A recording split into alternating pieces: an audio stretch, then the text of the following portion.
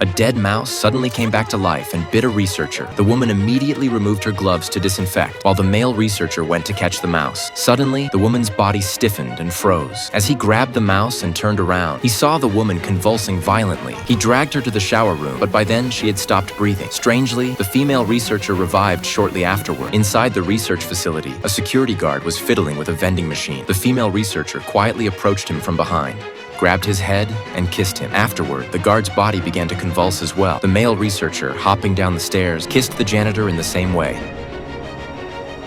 In the laboratory, more people had been infected. They stood at the experiment tables, moving in unison, dipping swabs in their own saliva and spreading it onto Petri dishes. Some even drew smiley faces on the dishes.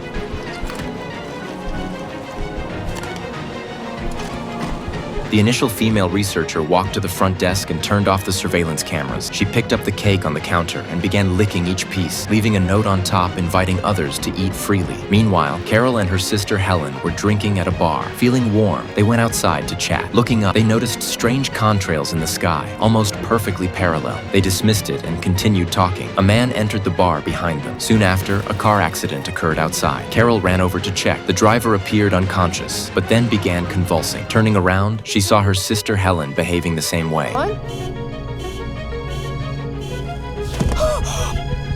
Oh my God, Helen! Helen! Helen exhibited the same convulsions as the driver. Carol tried to call for help, but the only phone was broken. Returning to the bar to find assistance, she discovered that everyone inside and the two outside were all convulsing in the same eerie manner.